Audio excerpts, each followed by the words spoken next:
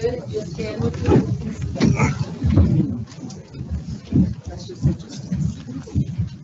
I'll have Commissioner Lanier lead us in a prayer, please.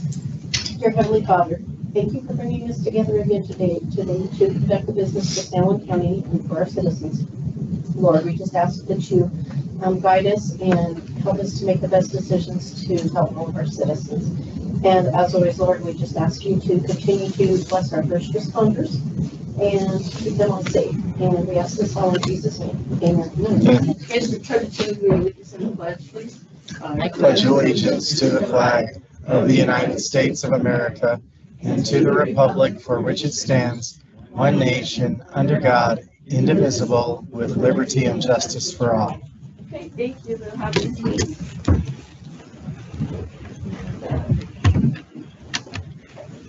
Go ahead and I need to have a motion. Has everybody reviewed the agenda? Had the chance to review the agenda? So I need a motion to approve the agenda. Motion to approve the agenda for October 7th, 2025. I'll second. Have a first and second, all in favor? Aye. Opposed? Hearing none, motion carries. All right, I'll go on to the consent agenda. Are there any changes to this consent agenda or anything like that? I'm not sure, no, it's pretty long. All right, so number one, consideration of regular meeting minutes for September 16th, 2025. Number two, consideration of FY 26 budget adjustment. Number 23, resolution number 25, 26, 25. 3, consideration of treasurer's check register for September 2025. Number 4, consideration of finance check register for September 2025. Number 5, consideration of board of proposal 252603, CDBG architectural services for ADA improvements on county facilities, Savoy and Associates Architects of Santa Fe, New Mexico. Number 6, consideration of fire truck purchase from MES Apparatus Sales in Sandy Hook, Connecticut. Number 7, consideration of resolution number 25, 26, 24, authorizing the assignment of official representative to sign and submit requests for payment on all state capital outlay. Motion to approve the 7 consent agenda items. Okay, I have a first and second. All in favor? Aye. Opposed? Hearing none, motion carries. So now we'll go ahead and go to new business, and if Lisa Gomez-Lovato, I was looking for you. She's going to do update from town people assisting the homeless presentation only. Welcome. Thank Good you. to see you back here. Thank you. It's been a while. Chair, members of the commission, I still introduce myself as Lisa Gomez. Okay. My husband's with me. I go, Lovato. That's how we know you mostly. Me too. Thank you for having me today. I've been wanting to do this for a little while, just give you an update, brag about our building, our program, just a little bit, offer a chance for you guys to come out for a tour. We have a beautiful facility. We have 12 apartments, but we'll get into that next. So, do I point at this one or this one? Or? Over here. Okay. All right. So just first of all, thank you. The county's been a long time supporter of PATH, way before my time. I started in May of 2004, so it's just over a year. I'm sorry, 2024. And it's been a difficult year, but I reached out to all my pals here. Mike Messes at Emergency Management has provided us with COVID tests and gloves and masks and just, you know, helped in all kinds of ways and made connections in various ways. And so I just want to thank you all for your support monetarily and morally and education and wisdom. I appreciate that. Our mission, this is our mission statement for a few years. We've had strategic planning, and I'd like to change it up a little bit, but the current mission as it stands to temporarily provide for the basic needs of homeless persons To provide information, guidance, support, services empowering those who assist. We assist to regain protective self-supported lifestyles to provide a hot, nutritious meal for those in need free of charge. Our new one is going to be a little sexier and shorter, like, you know, a path to a home, a path to stability. And we have case managers on staff that really do a great job helping people get there. So just a little background, we are 501c3, private nonprofit. PATH has been serving the community since 1983. There is quite an extensive scrapbook in my office. So it started in 1983 with food to the homeless and people who were experiencing food insecurity. At some point, I don't have the exact date, but the shelter, then you opened the shelter at 309 West Pinon. And which one's the light? Is there a pointer thingy? Okay. The image on the left is the front of the entrance at the 309 West Pinon. A lot of you might remember that. The picture on the right is our new beautiful shelter building with our 12 apartment building kind of off to the right and behind. In 2014 is when we moved into the new building.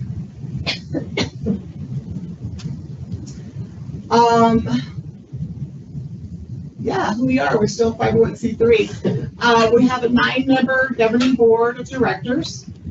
They are super involved. Our core group, our executive committee are very involved. I reach out to them a lot, making decisions that are important to operations and budgets and things.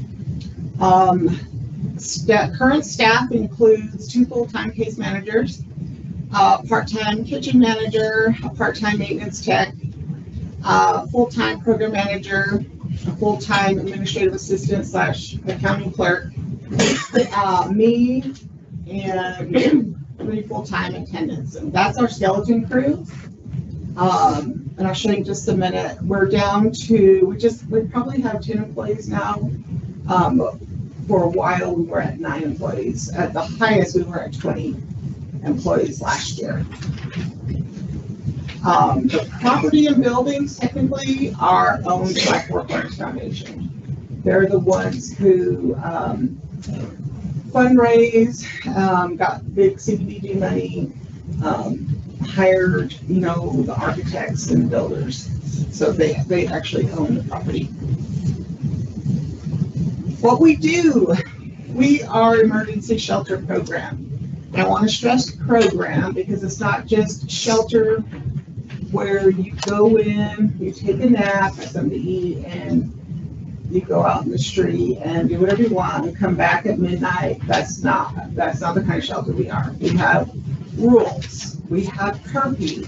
You have to look for jobs. You have to do chores and keep our facility beautiful. You have to get along with folks because it's a dorm style living. So that's the emergency shelter. That's the main building. And we can house up to 100 people. We have 5 family rooms that can house up to 8 people in a family. We have one, what we call our shelter apartment, which we contract to the navigation center. And that's a maximum of 4 people. But the women's dorm and the men's dorm and the family rooms, we can house up to 100 people.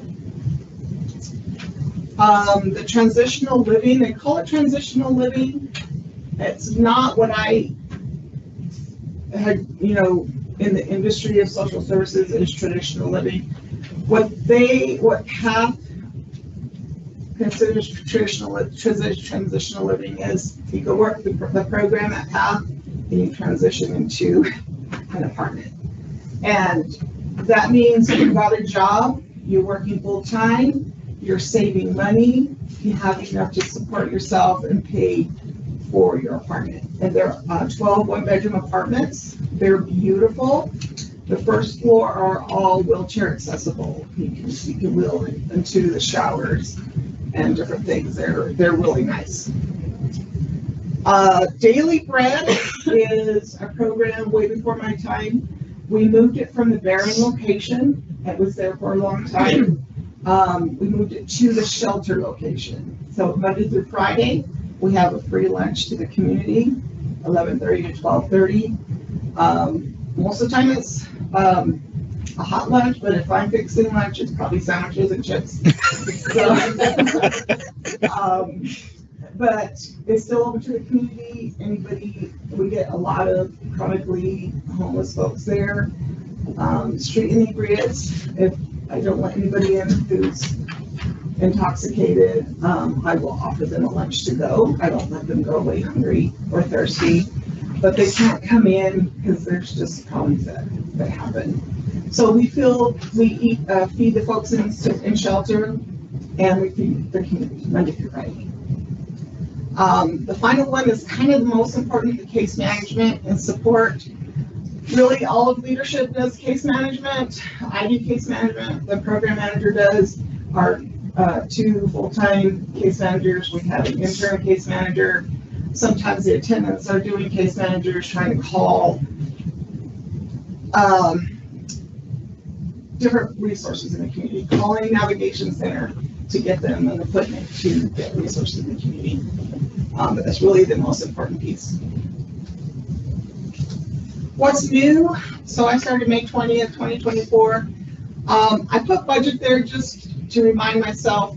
I was very familiar with county budgeting and leaned on the finance department, but I was on my own, and it took me a while to figure out we're losing money. So I started different things, moving the meal program to shelter, so we didn't have 2 sets of utilities and 2 sets of liability insurance and 2 sets of payroll. So that was one of the first things I did. And we've since then have done quite a few things. We did add a peer recovery support position early on after I started.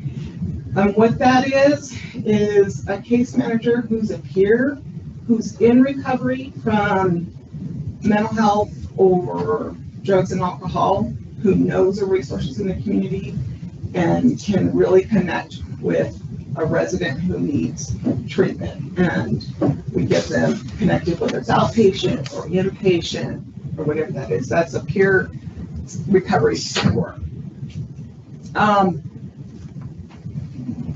We've done a lot of program changes. We opened up our rules. We let more people in. Before I came on, if they left shelter, they were out for a whole year. I was like, that's a bit much. Let's consider the circumstances. If they thought they could on their own rent a place, that they, had a job or lost their job or whatever, let's let them back in. Let's support them to get back on track. But if there was like major big misbehaviors, and we think through that a little bit more seriously. As I said in number 4, October 24, we moved Daily Bread. The last thing I did late spring is we had a reduction in force. We're down to a skeleton crew, 20 employees to 9 employees. With that came, we had to reduce our numbers in shelter just to keep it manageable. When you have one person on each shift, it's very difficult to take care of everybody's needs and attend to everything we have to attend to. But we're about 75% capacity. So this is a picture. It was just taken a couple weeks ago. This is in the men's dorm. This is the emergency shelter.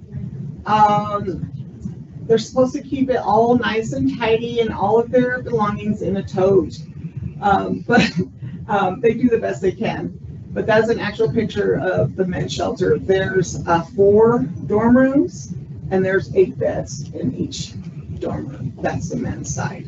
The women's are very similar, but there's only 3 dorm rooms and 8 beds. This is outside picture. We didn't get any pictures inside of any of the apartments, but this is just a couple weeks ago of the Rio de Esperanza apartments. Again, 12 apartments. We still do case management once a week. They have check-ins once a week. Every night they get home, or whatever their shift ends, they have to come and do a BAC. So there's still some checks that they have to jump through. Daily bread. So we already decorated for Halloween a couple weeks ago. This is the end of the lunch service, and all of my volunteers and staff said, "Oh, pictures!" and they hit. But that's a picture looking from the serving area into the kitchen with Halloween. Here are statistics, which I think is super impressive. I wish I had thought of getting ethnicity numbers too. But this shows you total clients served. Just look at the second column. 2020, that's kind of the lowest. That was COVID, right, where we had to do social distancing. But year over year, even towards the end of, we have July to June fiscal year as well. The end of 2024, 516 clients, and the end of 2025, 537. So we keep increasing. This is before we had any cuts to staff and had to reduce our numbers. But the challenge still is getting folks into permanent housing for a long term. Most folks either go to family or go back on the street or move in with other residents, which is never advised. But you can see the low number, the very last column, compared to the total number of people served. That's the number that transitioned into permanent housing. And funders at the state really look at that, and they understand it's hard. It's, you know, they lose their job, they can't maintain a house. And there's a lot to learn. It's a 90 to 120 day program. There's a lot of behavioral changes. You know, you're not used to keeping a job, you're not used to keeping a house, or we have people who don't know how to make their bed. We have people who don't know how to do chores. You know, it's very, very interesting to see the behaviors that go along with the homelessness. Our leadership, me, Amanda's like my right-hand woman. Program manager Leland, he really takes care of what the rules are, keeps up to date with everybody who's in the program, giving them weekly advice of, hey, you're not meeting your goals, or you're doing great, things like that. He lets people bring snacks in on Sundays, and so he's really popular. My lead case manager is Megan Begay. She's been there the longest. She's been there since it was at the old location, like over 10 years.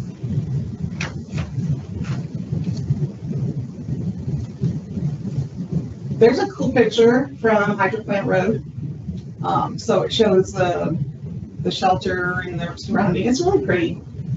It's really pretty. We have a big, beautiful garden behind the building.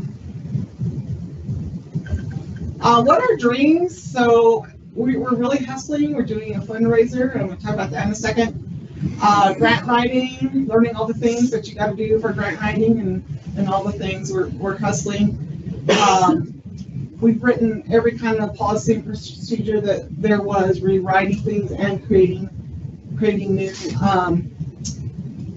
One of our goals, establish a reserve fund. So we have a little bit in there, but we're working towards that. Staff development, we need to keep them up to date. We'd love to have them join some community, like Excel courses, trauma-informed training, things like that. We'd love some more apartments. I think if we get more apartments, we'd be able to become self-sufficient.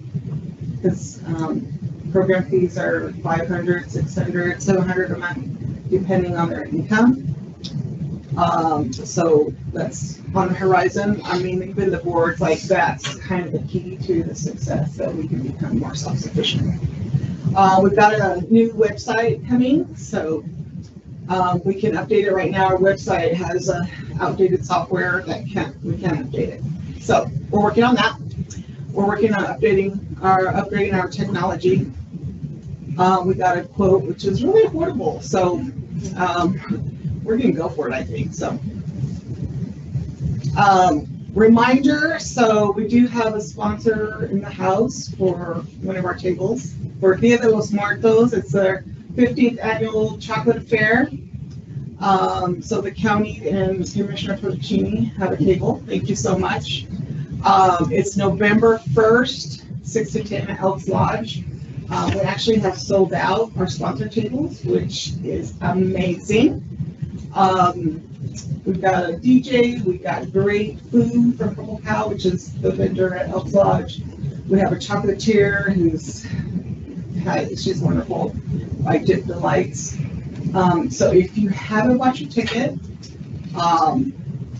get your ticket right away online, or talk to Chloe and see if her table's full. But it'll be a really good time. What questions do y'all have? Let me give you a scenario. Say a mother has a 20-year-old son, and they move in with her boyfriend, and then she dies. And then the boyfriend tells the young man, get out. Take your stuff, get out. Can he come over, and how would they help him at PATH? So sure, anybody over 18, we start with a pre-screen, which is a 2-page questionnaire. I'm assuming he doesn't have developmental delays or substance issues, things like that, or maybe even has a job. That would be awesome. But usually we can get them right in. There are times when we have a big waiting list. So 2-page pre-screen, we do a background check. We can't take anyone who's on the sexual offender's website. We really do look at what charges they have, if they have recent drug charges or domestic violence, other violent crimes. We do take a look at the situation. So it usually takes an hour. After they complete the pre-screen, it comes to my desk. I review it. I look at any history, if they were in our facility before. I look at Facebook. What are they doing? You know. Sometimes I call them back and say, oh, you answered that yes, you have an alcohol issue. When was the last time you used? Are you interested in going to treatment? So I want people there who can help themselves, and we're going to support them and help them. And if it's not a right fit, or they need a lot of help, like they can't dress themselves or feed themselves or bathe themselves, we're not that kind of facility.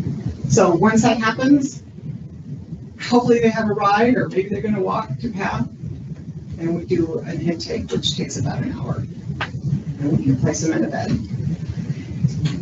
Okay. And then we usually, people like that, we'd say see a case manager first thing in the morning. So they can get started on what their goals are, what are their needs, do they have an ID, do they have their birth certificate, do they have a social security card. Almost probably 99% of people come in don't have those documents anymore because of their homelessness.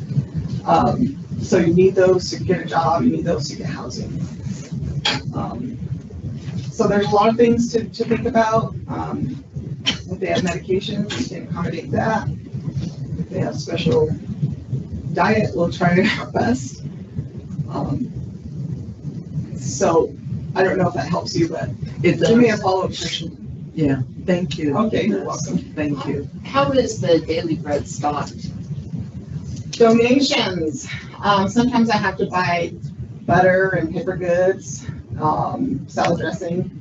But Target twice a week gives us beautiful, gorgeous produce and meat. We're stocked up with meat. And Echo, we're an Echo agency. So we canned goods, dry milk, sometimes fresh milk, all kinds of things. So Echo and Target, and then people bring donations. Every Wednesday night, Si Senors provides a meal. It's been for like 20 years for our entire population. So Daily Bread and the regular kitchen really share the pantry and freezers.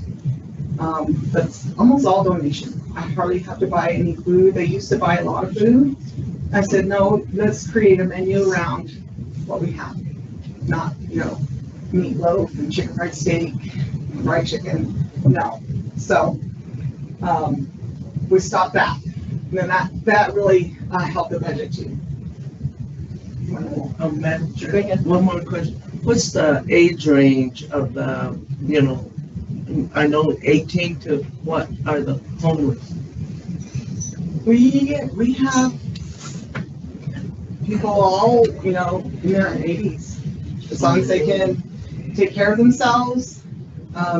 We don't give them things like throw the trash chores. We give them things like disinfect the door handles and, clean the mirrors, stuff like that. So we try to accommodate their abilities, but it really is, if they're an adult, it's 18 to 99, I don't know. But most of the time, the elderly do have some sort of income and can transition into other low-income housing. So, Madam Chair, I have two questions, and I think you might have answered the one. In the first slide, it said it was temporary housing. Did you say it's 90 to 120 days? Shelters 90 to 120 days. The transitional apartments is up to 2 years. Okay. And then besides food, what other donations do you accept? Do you accept clothes? Or do you get clothes through other, like Salvation Army? We are busting at the seams with clothes. We'd love to take clothes, but we don't have any storage. So we just keep a variety, mainly children's things and work things and jackets. But we work with Salvation Army and the Riverstone Free Store and the ARC and forgot the name of it. But there's another place you can take, we give them a sheet. These are places that take clothes. Every once in a while, we partner with capacity builders. It's actually once a month. And we do a clothing giveaway, and they bring clothing that they have, and we take clothing out, and people bring clothing, and it's just an exchange. They can bring clothing, or they can just take clothing. So we do that once a month. But no, we just don't have the storage. All right. Go ahead. What's the minimum amount that they're able to pay rent in order to stay in the apartments? The minimum amount, okay, it starts at 500. It starts at 500. So they've got to make more than 500 to be able to get to rent. Yes. So they have, if they're working full time, even minimum wage, they'll be able to, and it's plus utilities. So most of the time, people don't have cars, so they may be paying, probation fees or restitution or their phone. They can come and eat, so they don't always have to have a food budget. They can come and eat at shelter anytime. It's an incremental structure. The first 6 months is $500 a month. That's utilities. Pretty affordable. It is. All right. Thank you so much for everything that you do You're and what welcome. you told us. Appreciate it. You're welcome. Thank you. I don't know if there's any more. All right. Oh, there's one more. Oh, there is? Yeah. There it is. Oh, yeah. So, just so you know, I've learned a lot in this position. So, Thank you. thank you guys. All right. Thank you. Next up, we have number 2, consideration of resolution number 252626, recognizing the 911 public communicators, the San Juan Communication Authority as first responders in critical infrastructure of the public safety framework. Ms. Nicole Brown, welcome. Hello, well, thanks for coming. Madam Chair, Commission. So not many people are aware, but 911 operators are classified at the federal and state level as clerical positions. And we think that's a misclassification. Like we're part of the public safety framework and therefore should be considered first responders. We have been preparing legislation at the state level to get us included into the law enforcement tier of PARA. PARA has been working the numbers on that to make sure that that's a feasible move. And I've heard a rumor that's been called. I don't know, it's just a rumor. But we are preparing for that, and in preparation for that, we just want to make sure that all of our counties and cities are recognizing this as first responders to kind of send a message to the state that that's the right move. Thank you. Has everybody had a chance to read this, or would you like it read out loud? No, I read it over. Okay, you good to go? Okay, thank you for that. Is there anything else you want to add to this? No, All right. any questions, but if you don't have any. Okay. Second. Okay, I have a first and a second. All in favor? Aye. Opposed? Hearing none.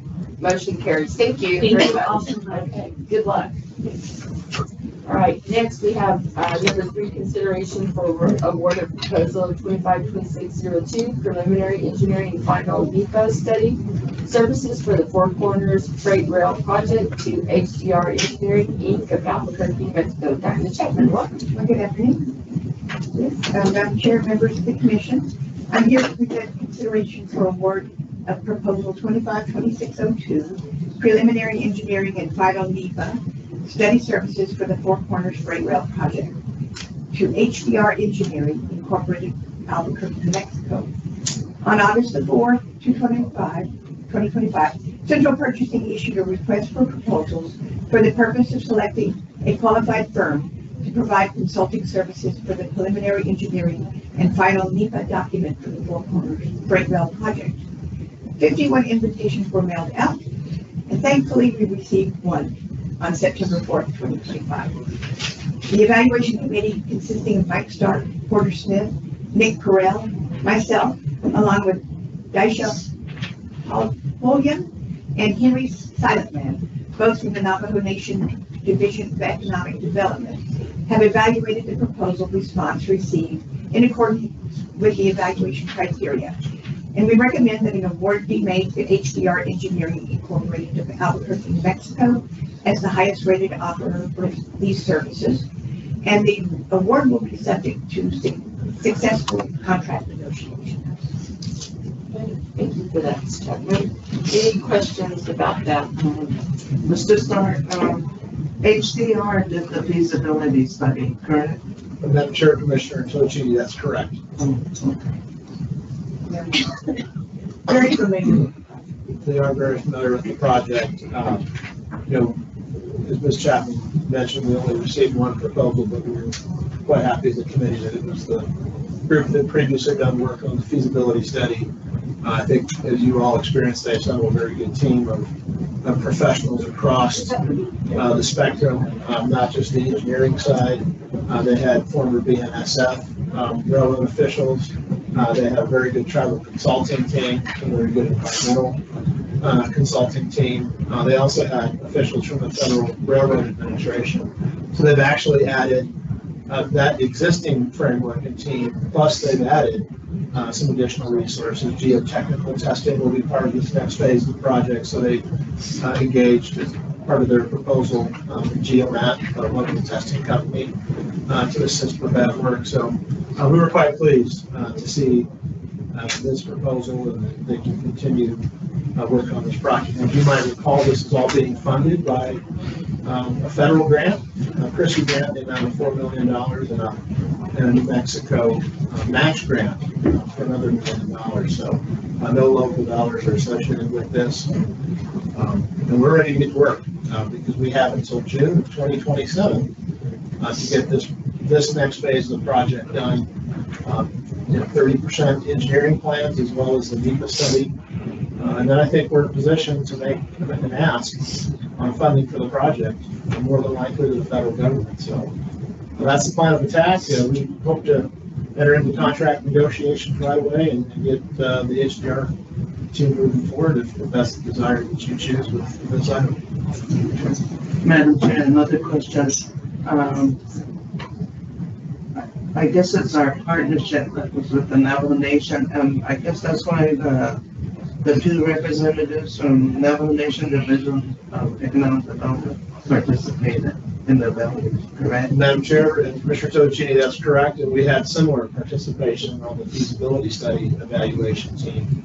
They're Navajo Nation's most critical partner in this entire project, and we want to make sure they're fully engaged and involved in making decisions as we move forward. And so yes, that is correct. And a bit of good news that I would share with you.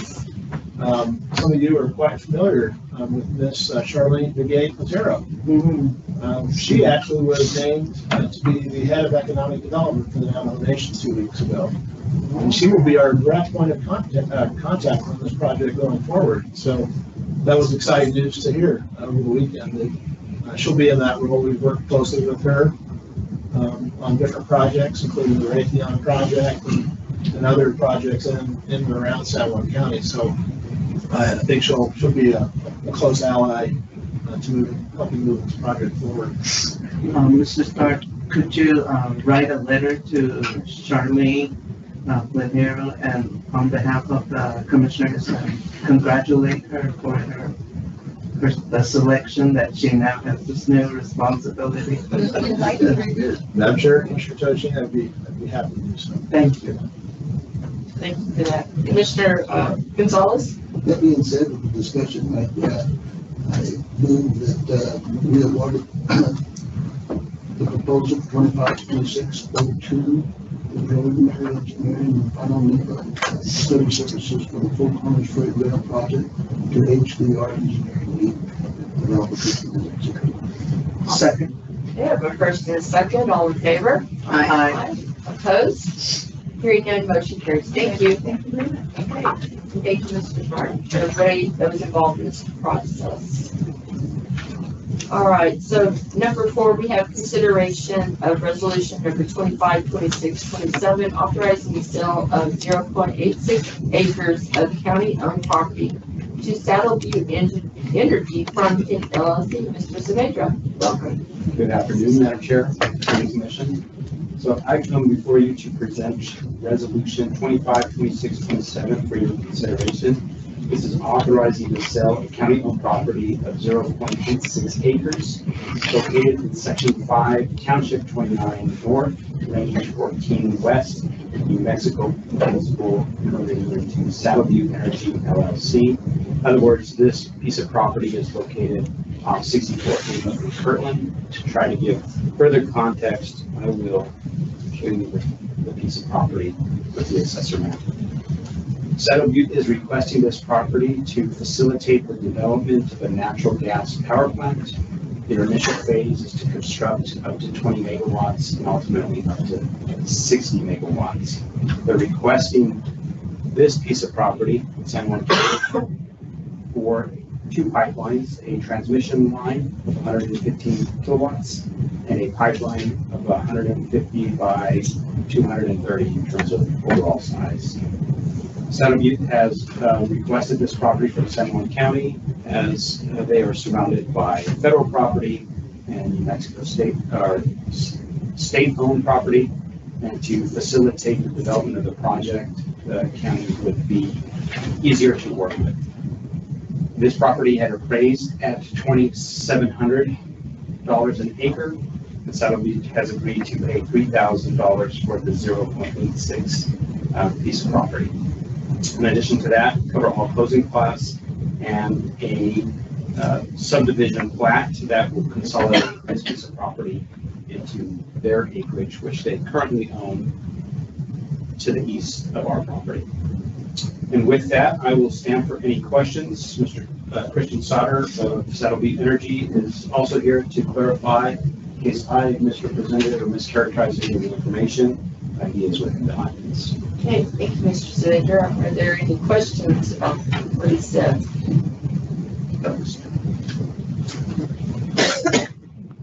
Do I have a motion? Madam Chair, I'll make a motion that we accept resolution number 252627, authorizing the sale of the 0.86 acres of county-owned property to Saddle Beat Energy out of Farmington. Madam Chairman, Yes. I hate to be a stickler, but can you move to approve? Or approve resolution. Approve resolution 252627. I'll second. Okay, so I have a first and a second. All in favor? Aye. Opposed? Carried, then motion carries. Thank you, Mr. Senator. Thank you. Thank you. All right, so next on the agenda, I have report from the county manager. Thank you, Madam Chair and Commissioners. A couple updates for you tonight. With the government shutdown, obviously there have been impacts that have been felt across the country, but specifically here in San Juan County, specifically with a couple federal parks, Chocolate Canyon Park as well as Aztec Road that are closed. I know, Madam Chair, you gave a welcome address to the Rocky Mountain RV Ramble that was here in Deep Park. I had 350 folks in attendance, and go figure, it just timed out that they were here to do tours of golf facilities. But you also offered some great alternatives here in the area, salmon ruins and otherwise. So I think folks are making the best of that. But those two parks are currently closed. In terms of funding, I've had some questions related to, has this affected San Juan County in any way? It hasn't directly impacted us as an organization. None of the grants that we have in place, there were some funding cuts announced relative to grants that hasn't impacted us. The worst one that probably most concerned of at this point is the freight rail grant. But we do have an executed grant agreement. Of course, when we move forward on contracting, we'll be able to fully obligate that grant and feel a little better about the position there. There were a couple of other grants that previous commission has supported that did see an impact, and those were related around CO2 carbon capture project that NTEC was working on relative to Four Corners power plants. So that grant was pulled. And then another one, the Carbon Safe Phase 3 project, which was a project to develop our areas of storage hub for commercial scale CO2 storage, and that grant was pulled as well. So I just want to make sure you're aware of that, because I think the bigger question was, well, what impacts, if any, has that had with funding cuts on San Juan County? So right now, fingers crossed, there's no impacts directly to us as an organization. Just those couple of projects that were impacted. The other big item that I think is good for your awareness, the City of Aztec Electric Utility Department is scheduling a power outage. It's going to last, or start on the night of October 14th at 10 p.m. and extend into the morning hours at 6 a.m. So probably important for you all to know, and communication I've had with the electric director for the City of Aztec, John Wheeler, that will be on this street in good position to continue to provide emergency services, as the 911 center has a backup generator, fire ops, emergency management, the sheriff's office to keep IT services up, and so does this building. And this building will have limited circuits that are powered up by the natural gas generator that we have, but it definitely keeps up in full our IT data center that's just down the hall here that actually provides data and communications to the entire county. And so that generator's tested on a monthly basis, and so we have every reason to believe that will actually be a good test for us to make sure it kicks on accordingly and provides power as needed for county operations. So, we've got everybody on alert in the county with, I'm sure Ms. Kuhn will talk about an election that's going on. So if for some weird reason that power outage extended beyond 6 a.m., actually that entire early voting room is on the backup generator as well as the commission chambers. That was purposely thought out if we ever had a wide scale power outage, that we'd be able to self-conduct the primary business of the county. So just want to make sure you're aware of that. The city of Aztec is, I think, doing a great job getting information out to everybody to make sure they're fully aware of it, to make alternative plans if you need power for medical devices, et cetera. So I just want to make sure you all have an update on what we're doing here to make sure we continue to provide services during that time. Does that outage only affect customers on City of Aztec electricity? I was told that, because I live in Aztec address, that I would be affected, but I'm not feeling that that's the case. Madam Chair, Commissioner Lanier, that is not the case. It's just those folks that are on the Aztec electric utility system. So where you're at, Farmington Electric Utility System provides power, so Yes. you should be up and running. Just for Yes, they've got certainly good awareness. Good. And then I know we have a number of other departments that have updates, so I'll stand for any other questions you might have. Any other questions or comments from Mr. Stark? Okay, thank you, Thank you. Mr. Stark. And so now we're going to go on to the reports from elected officials and department heads. And I wanted just to start off by saying that was a very enjoyable presentation. I was able to be there for the RV Ramblers. They're a great group of individuals, and they travel around to different places, and mostly in the western area. And also the president of the RV Ramblers was also the national president. So it was nice to meet him, as well as the district president.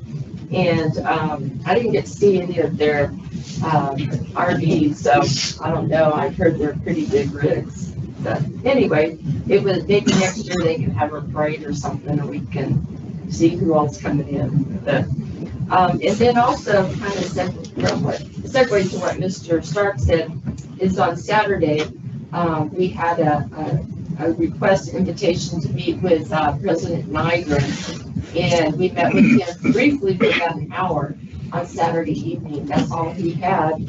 He drove over from the Anapo Fair Parade, and he said it was pretty dusty out there. I guess there was a pretty bad dust storm. He'd been in the parade for, I think, 4 hours since he was there, and that opportunity. So he brought with him quite a few of the individuals, as well as the Kirtland football quarterback that we got to meet also.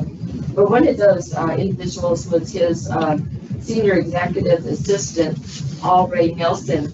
And President Nygren is really trying to get some things done. I'm very impressed with his forward thinking.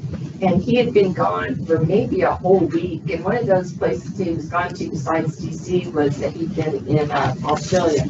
So he's kind of here and there, and then he drove over to meet with us for an hour. And I was very impressed and very appreciative of his time. We discussed the MOU for the rail, and we've already received information back that they are willing and ready to work with us on that again and get that signed off, as well as for the it's Tuchonka. I don't know the county road number, but to finish up the last 4 miles of that, get that MOU underway so we can help in that process as well. There needs to be some stuff that the nation needs to take care of before we can do that, and he was very much on board. So he was very open and very forthcoming in some of the things that he's hoping to get done. And so it was nice to meet with him, and then he was on his way, and his team has already corresponded. So I appreciate Mr. Stark being there with me, and we are kind of moving on to the next phase of that. So thank you. So anybody else, elected official, anything to be said? If not, we'll move on to our department. Go ahead. Go ahead. Thank you, Madam Chair and Commissioners. I wanted to inform you that early voting for the regular local election started today in our office. We're open from 7 to 5:30, our regular hours, Monday through Friday. And then beginning on Saturday, October 18th, we'll transition to 10 a.m. to 6 p.m. on Saturdays. And then Monday through Friday, 7 a.m. to 7 p.m. And then additionally, all of the alternate locations such as Farmington Library, Farmington Museum and Gateway, Bloomfield Cultural Center, Newcomb Fire Station, and CCSD Business Office.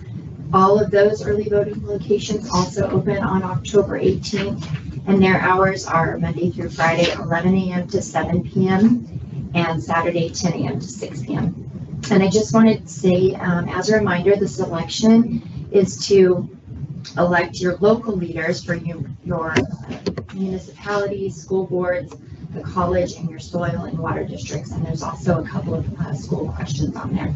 So I want to reinforce that this is not the election for the sheriff. There's been a lot of talk about that, and I know that a lot of the candidates have came out. So we just don't want angry voters when they show up and it's not on their ballot. So we wanted to say that, and all of that information can be found on our website, which is sjcclerk.net for the public. And that's time for any questions. Any questions? Okay, thank you, Ms. Coon. All right, so next we'll move on to Mr. Nessus. Welcome. Good evening, Madam Chair, members of the commission.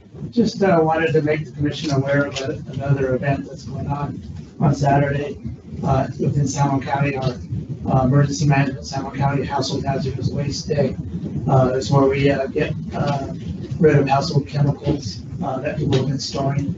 And that's for San Juan County Unincorporated, which includes Garden and Shamrock, and for the city of Bloomfield. The city of Farmington and the city of Aztec don't partake this weekend because they have pick up at your door service, which is included in their electric bill. So again, that is this Saturday. The other thing, I want to thank the commission and the support of Commissioner Gonzalez for being at our full-scale exercise at the detention center. It went really well, and about 150 people participated in our exercise this year, to include the hospital and participants as well. And then lastly, on October 22nd, you'll be seeing an invite in your inbox. Our Emergency Operations Center exercise is coming up as well. So you're welcome to participate and come and observe that as well. So I'll stand for any questions. All right, any questions for Mr. Nessus? Thank you. Okay, thank you very much. All right, come on up, Chief. You have something to let us know about. Welcome. Madam Chair, Commission, good afternoon. Let me just start off by saying real quick, thank you for approving our fire truck purchase.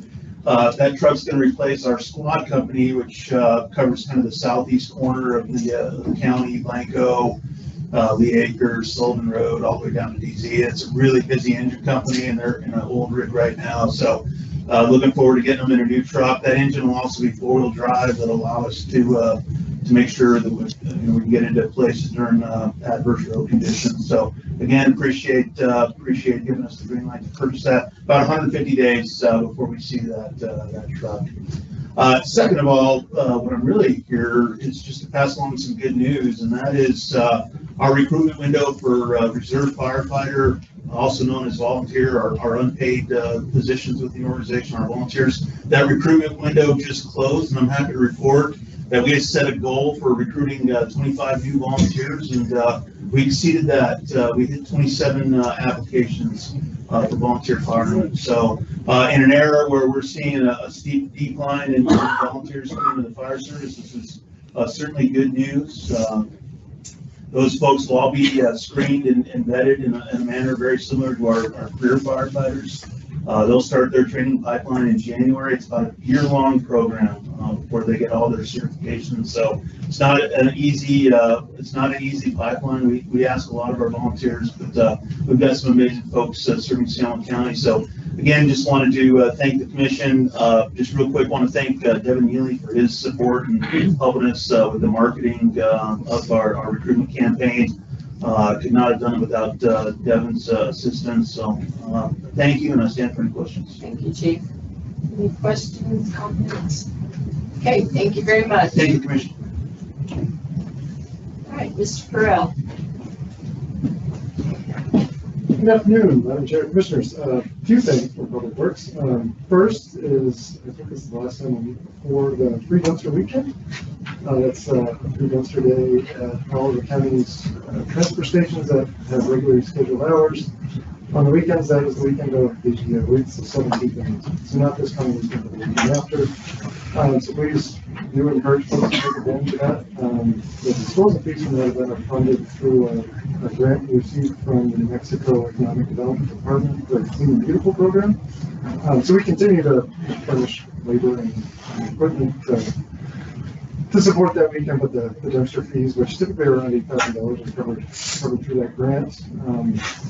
Second thing I wanted to mention, I want to give some kudos to the construction team in Public Works. I know it's largely out of sight, for frankly most residents of San Juan County, but they've undertaken a major reconstruction project on Road 7900. It started in about the middle of August. We anticipate we're going to be done about the first of next week. To their credit, we started the project under blue skies and it hadn't rained in months. It rained every day for about the first 3 weeks. So it was a muddy mess down there for a while. But if you're a poker player, we were plot committed at that point, so we did have to see it through. So they've done a fantastic job. So I think it's a great thing that, or a good thing that the RV group didn't make a trip to Chaco this past weekend because they would have encountered an active construction site. But if they come back next summer, the first 5 months will be brand new. So again, kudos to my folks that did a fantastic job on that. It works really well. Good on. And just a cost summary, about $1 million, which would sound like not a lot of money, but when you think about 12 miles of road construction for $1 million, incredibly efficient. So, next thing, I'll give you a quick bridge update on the 2 ongoing bridge projects. The bridge on 3500 in Florida Vista. Contractor is forming the 2 remaining wing wall footers. Basing the weather this week, we do have an incoming storm and it's the remnants of a tropical storm in the Pacific. They know that's coming. We're optimistic that those footers poured Friday of this week, which hopefully keep them out of the mud and won't lose any time. Bridge project on 3000, that structure is fully assembled, or by and large fully assembled. Proceeding into backfill operations. Did get a few calls from some concerned citizens over the past few days as to why there hasn't been a whole lot of activity. There is a need for us to do some backfill testing and confirming materials before they are placed. And then more importantly, for your knowledge, is given the proximity of residents, we do have to do vibration monitoring during backfill operations. So we are using vibratory rollers, plate compactors, and anytime we do that, we do need to do a seismic analysis. So they did basically a test lift late last week. We have the seismic monitors in place to confirm that equipment will cause any vibration in the ground. That's back to the project moving forward. Anticipate backfill operations. So with that, is there any questions? Did you know that you'd have to be a meteorologist? You know, You'd have to watch the weather a Madam lot. Chair, so I grew up in Maine, where it rains an awful lot, and rain was not an issue. And I moved here, and really it wasn't until I took this job 9 years ago that I realized rain was going to be a pain in the neck. And we need it so bad. I do. Yeah, bad timing for the rain. Yeah. All right, Mr. Chair, I do have a question on that note, meteorologist girl. Is it going to be possible to get the paving done before the asphalt plant closes for the season? Madam Chair, Commissioner Lanier, ideally, yes. So we do typically tent pavement, December or even later. The temperature requirements are 45 degrees for pavement activities. And that's a DOT specification. So we have about a day of paving on each project.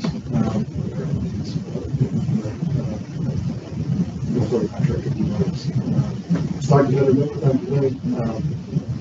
They share similar. No, I'm not. Question is calling. Thank you and your team for all you do. Thank you, Commissioner, for supporting that. I know that will help a lot with our tourism in San Juan County. Get that road finished and help a lot. Thank you. All right, thank you for your report. Do I have any other departments? Mr. Snyder? Madam Chair, I'll be quick. I just wanted to invite you, San Juan County is hosting once again a launch for our gravel guidebook on November 1st, Day of the Dead, Dia de los Muertos. This is not to compete with Lisa's event. This is actually to complement. You can come by at 12:30, pick up your gravel guidebook, get on a bike, ride, build up an appetite. And when it's all said and done, head over to Lisa's event. But I do want to just celebrate the fact that we initially received a grant for these books. As you may recall, we did go through 5,000 of these books, and so we did order more to make sure that people have them in their hand. They are free. There is a sign out there if you want to pick them up. And this is actually the prime time to get on one of these bikes for shoulder season. I have actually heard as of last week individuals from Durango bike shops heading down to our area because the weather was just perfect. Is that right? So come where? Where did they start? Madam Chair, thank you for the question. That is very important. Okay. It is going to be at 550 Brewery here in Appleton, 119 East Chestnut at 12:30. Okay, and so what type of bike do you need to be able to do this? To be honest, so we're planning to do, this is actually partnering with one of the local bike shops. We are planning to do a ride within the gravel guides, it's the X Files, but we understand that not everybody can do 30+ miles. So we're going to have a few different rides, so you can bring any type of bike for that matter. If it's two wheels and it runs and there's no flat tires, we'll be able to separate it out. So if you want to just go for a short distance and come back, that is completely fine. In fact, we realize that will probably be the majority. So just as long as there's two wheels for a tricycle, that's fine too. But it's just to get out to enjoy the area, see what we have in terms of outdoor recreation, and more importantly, just celebrate everything. So any type of bike? Well, motorized bike might be a problem, so dirt bike, but an e-bike is fine. Oxygen attached to the bike. That's a good, I'll make a note of that. All right, so November 1st, 12:30 at the 550 Brewery. Okay, pick up your guide. Okay, thank you, Mr. Vega. All right, have any other? Madam Chair. Yes, Sorry. that's fine. I also wanted to mention and send a thank you to Commissioner Lanier, yourself, and Commissioner Gonzalez for attending our voting machine certification. I think there's a lot that goes into it that people don't understand or realize, and I just appreciate you guys taking the time out of your day to come to that. Well, it was my pleasure because I've done it once before a couple of years ago. And the detail, the scrutiny that has to be taken just for one machine, and checks to checks to checks. I don't even know how many checks you do across the way to recheck, and then how you put stuff in, take stuff out. It's just incredible, and keys and everything. So thank you for allowing us to do that. Absolutely, everybody's welcome. I was just amazed at the detail, how much is involved in making sure these machines are working. Yeah, and it doesn't go on the internet. Yeah, exactly. Yeah, Thank you. all right, thank you. Any other reports? I don't see anybody coming forward, so at this time, we'll have comments input from the general public. Comments are accepted in person, limited to 3 minutes, and on subjects the commission has not previously discussed or formal action has not been taken. No formal action will be taken at this meeting that relates to comments or input from the general public. If you have a comment, please come forward and just identify yourself at the lectern.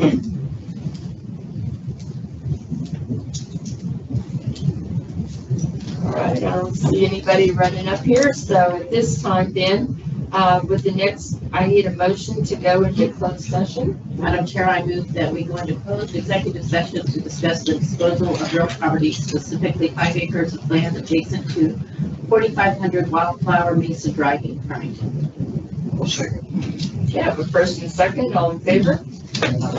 Opposed? Hearing none, motion carries. Okay, we'll go into closed session.